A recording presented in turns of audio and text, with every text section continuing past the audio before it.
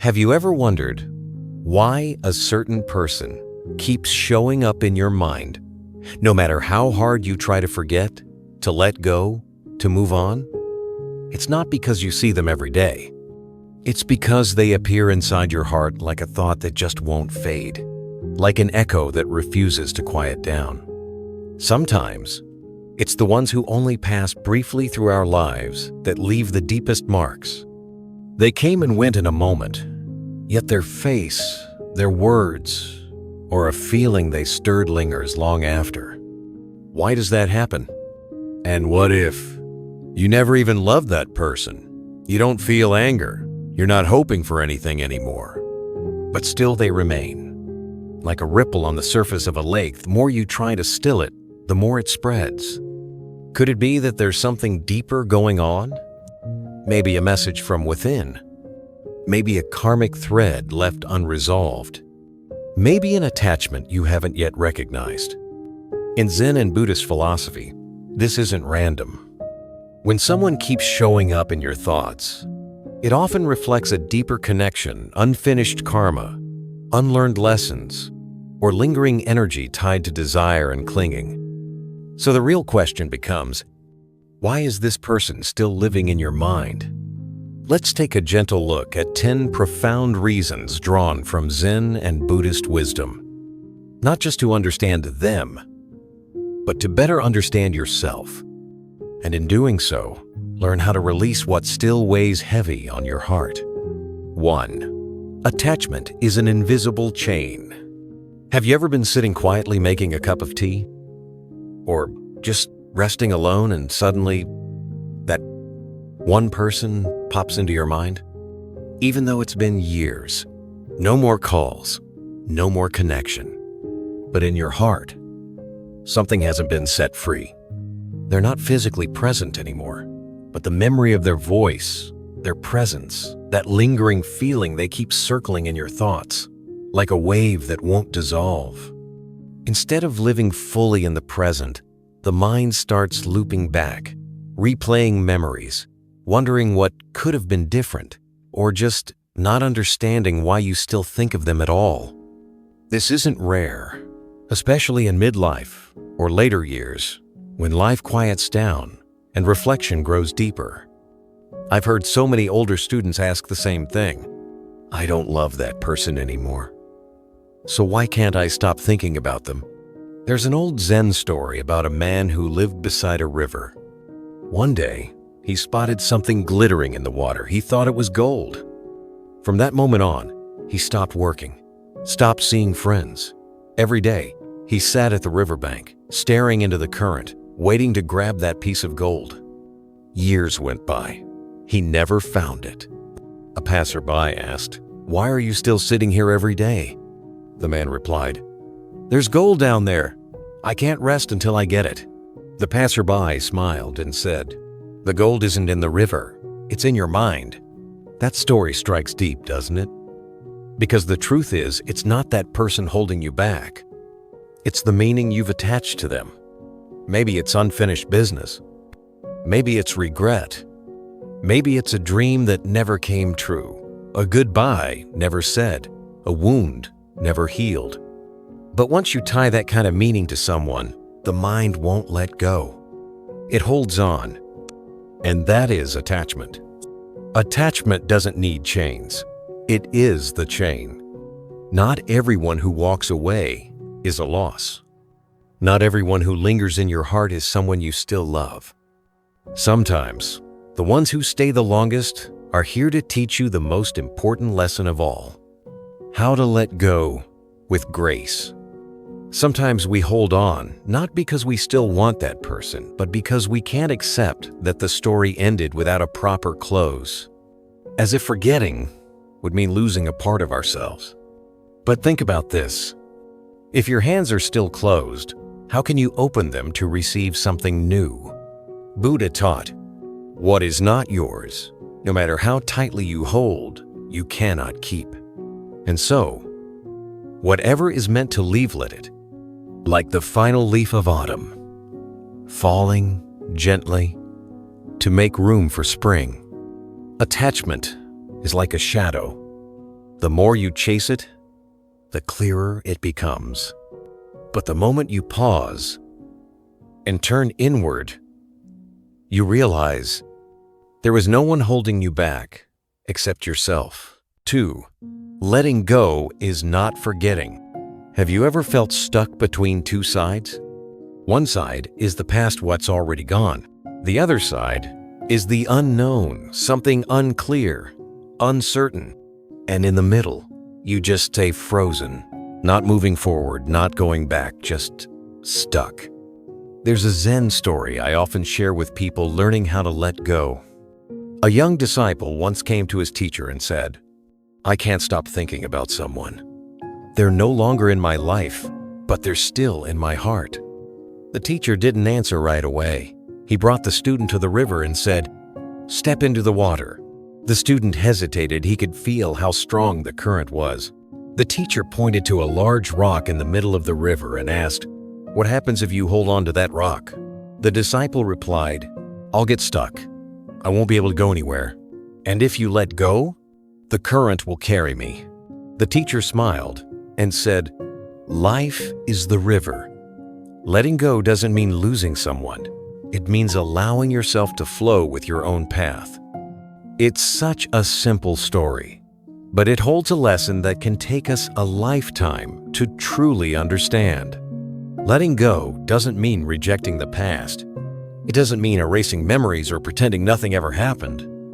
It simply means no longer clinging to what no longer belongs to us. I've met many Buddhists in their 50s, 60s, and beyond, still haunted by a relationship that ended decades ago. One woman once said to me, "I'm afraid if I let go, I'll forget them, and I don't want that to happen." But the truth is, letting go isn't forgetting. Letting go is accepting that they're no longer here and you're still alive. You don't need to keep holding on just to prove that what you felt was real. If it was real, it's already etched in your heart. And your heart doesn't need to cling in order to remember. Picture this. Someone is floating in the river, but clinging to a large stone out of fear. That stone makes them tired, drained. But if they could just release it, the current would carry them not to where they used to be, but to where they're meant to go. Buddha once taught, when you stop holding on, the mind becomes truly free. Maybe you're not ready to let go today. That's okay, but just try. Take a deep breath and whisper to yourself, "I haven't lost anyone, I'm just moving on, and they stopped walking with me a while ago." And sometimes that's enough. Sometimes simply letting go is how you begin again. 3. Compassion begins with yourself. Have you ever blamed yourself for still thinking about someone who left your life a long time ago? They're gone. There's no more contact. But every now and then during a quiet afternoon, a passing dream, a familiar song, their image comes back. And instead of offering yourself understanding, you whisper, "I should be over this by now. Why am I still so weak?" I've seen so many people, especially in later years, sit across from me, eyes filled with guilt, not because of what someone else did to them, but because they haven't been able to let go of an old memory. And then they punish themselves quietly with a kind of self-judgment that no one else hears except their tired heart. But the truth is, in Buddhism, compassion doesn't begin with others. It begins with yourself. If someone has hurt your heart, before you can truly forgive them, you must first learn to forgive yourself.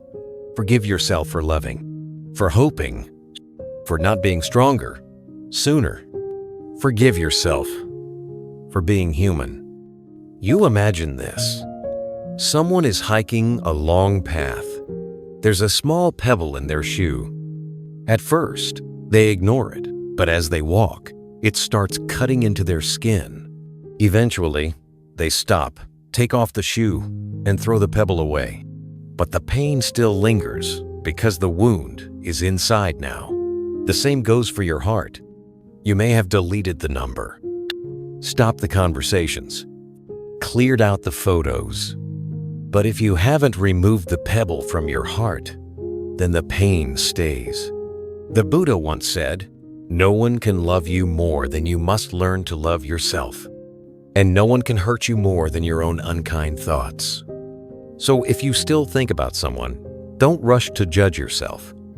See it as an opportunity, a reminder to return to self-compassion. Start with you. Then, if you can, extend it outward. May they be at peace, and may I be too. Practicing metta-loving-kindness meditation can be simple, yet profound. You don't need hours, just a few moments a day. Repeat softly, "May I be happy. May I be at peace. May they be happy. May they be at peace." Because true love isn't about holding on. It's about letting go with understanding so that both of you can finally be free. And sometimes that quiet whisper of forgiveness to yourself is the doorway that opens to peace. 4. Sometimes that person is an echo that still lingers. Have you ever felt a bell ringing inside your heart, even though the bell itself has been silent for a long, long time? Some people only pass through our lives once. A single encounter, a short conversation. They don't stay. They don't leave deep scars. But strangely, they remain in our hearts like an echo that never really fades. Like a song that never got its final note. And we find ourselves asking, why do I keep thinking about them? Buddhism offers a quiet truth. Not every presence in our mind is about love or pain. Sometimes it's a gentle reminder, a lesson that hasn't yet been completed. I remember speaking with a middle-aged woman once. She told me about a man she met on a bus many years ago. They had a short chat about books and the loneliness of growing older. Then they parted ways. No goodbyes, just a fleeting moment. But even now, his face still lingers in her thoughts. She said, "I don't understand why, but whenever I think of him, I feel a sense of unfinishedness. Not sadness for him, just a quiet ache, like something was left unsaid." Have you ever felt that too? Like there was a question you didn't ask, a truth you weren't ready to share, an action you could have taken but didn't. And now that person is gone, leaving behind a story without closure. In Zen, there's a beautiful metaphor. When a bell is struck, its sound doesn't end the moment the hammer pulls away. It lingers, soft, subtle, and very real. And the person who stays in your thoughts may be that lingering sound.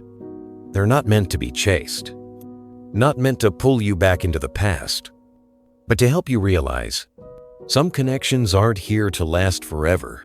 They're here to awaken something in you. The Buddha once said, "What is unfinished should not be ignored, but once understood should not be clung to." So maybe you're not meant to reconnect with that person. Maybe you're meant to look inward and ask, what did I learn from that moment? What is still unresolved within me? Sometimes just turning toward that quiet echo and listening is enough to know when it's time to let it fade. And when the sound is finally gone, your heart returns to that deep, original stillness where there are no more questions, no more regrets, only peace. 5. The mind doesn't need to be silenced, only guided. Have you ever felt exhausted, not by life itself, but by your own thoughts? Some days, it's like a waterfall that won't stop. Thoughts about the past, worries about the future, old stories, new anxieties, memories you didn't ask for. They all arrive, uninvited, and flood your mind. And in those moments, many people say, "I just wish I could turn off my brain. Just one day of silence in my head." But here's something important to remember. The mind is not the enemy. It doesn't need to be shut off. And truthfully, It can't be shut off. What the mind needs is not suppression, but gentle guidance. Imagine this. A fierce storm moves through a bamboo forest. The wind is wild, trees are breaking, leaves fly everywhere. But the bamboo, it bends with the wind. It doesn't fight. It doesn't resist. And when the storm passes, the bamboo stands tall again, untouched at the root. In Zen, we often use that image to talk about a peaceful mind. Peace doesn't mean no thoughts. It means you're no longer carried away by them. You can move with the wind without breaking in the storm. I remember a 60-year-old student once shared her struggle. She kept thinking about an old friend she hadn't seen in over 20 years. She said the more she tried to forget, the stronger the thoughts became. She finally asked, "What can I do to make my mind quiet again?" I smiled and said, "You don't need to force it quiet. You only need to learn to sit quietly with it." Buddha taught, don't fight the current. Don't cling to it. Just watch. Like sitting by a river. You don't have to stop the flow. You don't have to reach out and grab every leaf that floats by. Just sit still. Watch the water. Eventually, it will clear on its own. The mind is the same. When a thought arises, don't push it away. Don't grasp it either. Just notice. This is longing. This is fear. Then gently return to the breath. Back to this moment. Thoughts will come. And they will go. The storm will pass too. And you'll see, peace isn't about silencing every thought. It's about learning to sit still while the wind is still blowing. Because the bamboo never breaks. Not because it's strong, but because it's soft. And the peaceful mind doesn't come from force, but from gentleness. 6. Meditation doesn't help you. Forget it helps you understand why they still remain.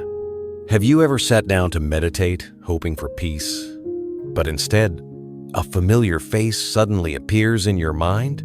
Some people are no longer part of our lives, but they never quite leave our hearts. And when we finally sit in silence, hoping for stillness, we expect the mind to be empty, peaceful, free from attachment. But sometimes, that's when their image becomes the clearest. And then we start blaming ourselves. I should be more focused. Why am I still thinking about them in my quietest moment? But you see, meditation doesn't help you forget that person.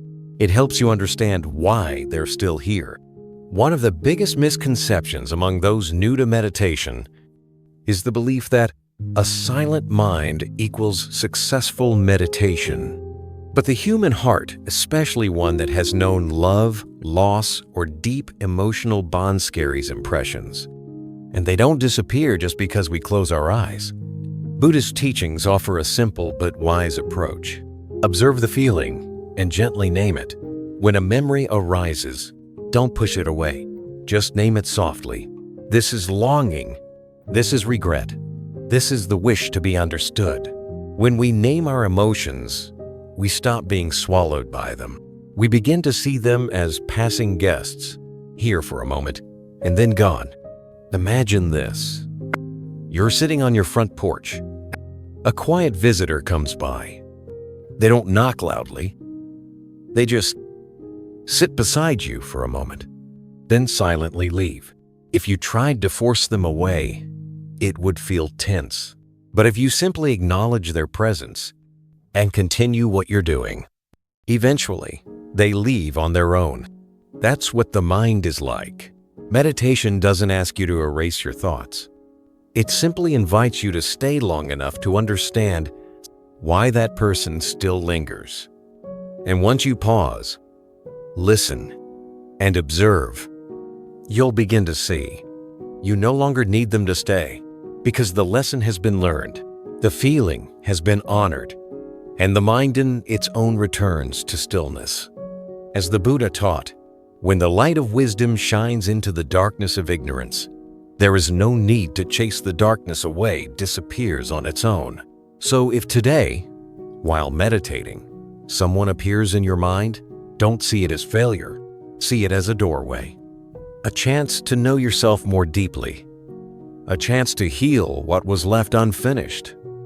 And in that understanding, you won't need to forget, because your heart will have already let go. 7. Some people come to teach compassion, then leave to teach letting go. Have you ever met someone just once, and yet they left an impression you can't explain? They didn't stay long. They weren't a big part of your story. You didn't build years of memories together. But somehow, they touched something deep in you, then quietly walked away. Imagine this. A person drifts through your life like a passing breeze. They say one sentence, offer one kind gesture, maybe even just share a look. In a moment when you were feeling completely lost, you might forget their face, but your heart remembers the feeling. That feeling of being seen, of being awakened, of being gently illuminated. In Buddhism, this is called duyen, a sacred connection. And not all connections are meant to last. Some aren't here to walk beside us forever. They're here to change something within us and then go. I once met a man in his 70s who shared a beautiful story. Decades ago, he met a woman in a hospital waiting room. They talked for 15 minutes about life, loss, and hope. Then she was called in, and he never saw her again. But even after 40 years, he still remembers the sound of her voice and the way she gently placed her hand on his and said, "Sometimes we don't need someone to fix our pain. We just need someone to see it." He told me that one moment changed his life. It taught him how to listen to others with compassion, not to fix, not to judge, just to witness with kindness. That woman came into his life to teach him the lesson of compassion and left to teach him the lesson of letting go. Some encounters are like that. A soft bell that rings once, and its echo lives in the heart forever. The Buddha once said, "One true word can transform an entire life."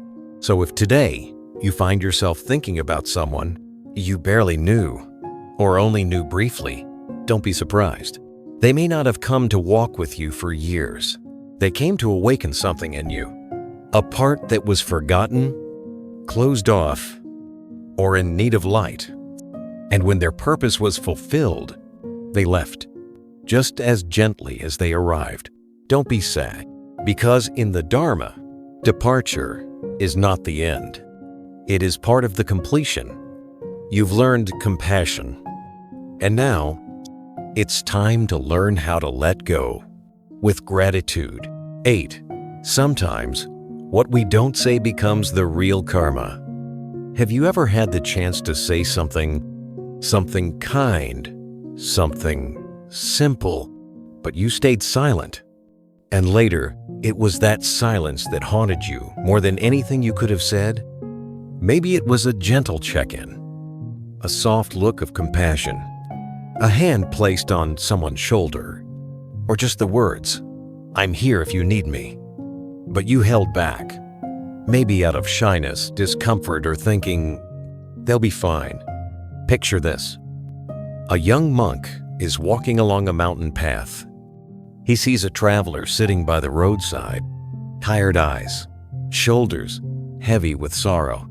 The monk feels it, senses the weight behind the stranger's gaze, but he only folds his hands, gives a polite smile, and keeps walking. Days later, while meditating, the traveler keeps returning in the monk's mind, sometimes vividly, sometimes like a fading dream. He doesn't understand why this stranger this moment won't leave his heart.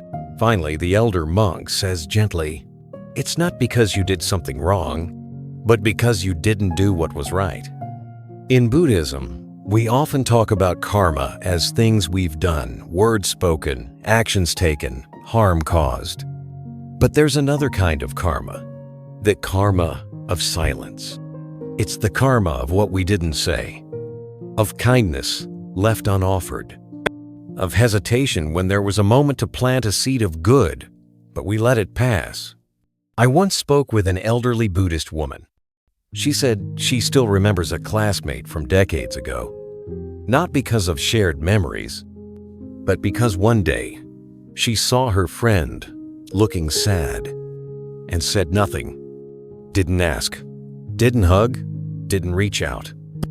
And that moment, just a few seconds of silence, has stayed with her like a ripple on a still lake that never quite fades. The Buddha once said, "We create karma not only through actions, but through our indifference."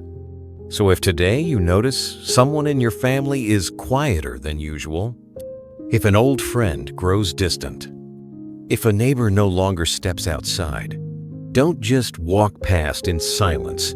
Even a simple, "Hey, are you okay?" might be the very thing they need to feel seen. Because sometimes, the regrets that stay with us the longest aren't from what we said wrong, but from what we didn't say when we should have spoken from the heart. 9. The person in your mind isn't random, it's a sign of deep karma. Have you ever wondered why someone long gone from your life, someone you no longer see, talk to, or even think about daily, still lives quietly in your heart? Even after all this time, even after you've tried to move on, even after the tears have dried and life has continued, they still show up. In the stillness of your meditation, in the lyrics of an old song, in the chair at the cafe where you once sat together. Have you ever felt that? According to Buddhist teachings, when someone keeps reappearing in your heart, it's not random. It's a karmic bond, possibly from this life, but perhaps even from past lives. Their presence in your consciousness might be a sign of unfinished karma, of emotions still waiting to be seen, a connection that hasn't yet come full circle. I once listened to a woman who'd been divorced for over 20 years. She said there was no lingering attachment, no more love, no more anger. But strangely, whenever she meditated deeply, the image of her former husband would return. Not with pain, not with longing, but with something softer, unnamed. A presence that wouldn't leave. She asked, "Why do I still see him when there's nothing left?" The answer lies in the word duyin, or karmic connection. In Buddhism, every relationship is rooted in karma. Some are gentle, some are tangled. Some last a lifetime. Others only a moment yet leave a mark that lingers. And some seem to end, but really, they've only just begun at a deeper level of your consciousness. When a person keeps returning in your heart, don't rush to push them out. See it as an invitation. Ask yourself, is there still a lesson I haven't learned with them? Is there an emotion I've buried? Have I truly seen the meaning of our connection? In the scriptures, the Buddha said, beings meet through karma, part through karma, and return to each other through karma. So don't feel bad if someone remains in your thoughts. Don't fear it. Sometimes they are the mirror that shows you the parts of yourself still waiting to heal. And once you have the courage to face that, to bring light into those hidden corners, you'll find that you no longer have to let them go. Because when the lesson is complete, they'll leave on their own, and your heart will be ready to release them. With peace, not resistance. 10. Every thought is a cloud. Let it pass. Have you ever sat alone on a still, quiet morning and realized your mind is anything but still? Thoughts keep coming about someone from the past, an old story, or a question that has no answer. Like clouds drifting across the sky of your inner world, and you just can't stop them. Picture this. A young monk once went to his master and said, "Master, I can't sit still. Every time I close my eyes, my mind fills with images, voices, memories, emotions. How do I make them stop?" The master smiled and pointed to the sky. Can you stop the clouds from passing across the sky? The monk fell silent. Your mind is just like the sky. Thoughts will come and go. You don't need to chase them away, just don't hold on to them. That's the heart of shikantaza, or just sitting a Zen practice from Japan. You don't try to concentrate, and you don't try to push thoughts away. You just sit and watch. Let everything arise, and let everything fade. And when you practice like that, you begin to realize no thought lasts forever. Even the memory of someone you love deeply, even the pain you've hidden for years, all of it is just a passing cloud. You don't need to make it leave. Just don't cling, and it will just dissolve, like morning mist fading under the sun. I once met a woman in her 60s. Every morning, she meditates for 15 minutes. She told me that on some days, she couldn't help but see the image of her son who had passed away. Not because she hadn't accepted it, but because the memory still visits her. Softly, deeply. I asked her, "What do you do when that memory comes?" She smiled. "I just watch it, like watching a cloud. No tears, no holding. Just watch, then return to my breath." The Buddha once taught, "The mind is not your enemy, only needs to be understood." And understanding the mind means we don't panic when thoughts come. We know that the mind can have cloud sand still be a vast, open sky. So if today you're meditating and someone shows up in your thoughts, don't worry, don't fight it. Just see them like you would see a cloud. Know that they came and they will leave, gently, naturally, without force, because peace doesn't always come from erasing thoughts. It comes from realizing you no longer have to follow them. And then, as you sit with each layer of memory, each wave of feeling, you begin to see someone staying in your heart is not a mistake. It's an invitation to look deeper, to heal, to grow. Some connections aren't meant to stay forever. They're meant to awaken something within you, a lesson unfinished, a feeling unnamed. But if you have the courage to sit with yourself, not run from the thoughts, not reject the images, not resist the emotions, then from that very acceptance, peace will arise. Like the moon reflected on a still pond div, the water is calm enough. The image appears clear, not distorted, not chaotic, just as it is.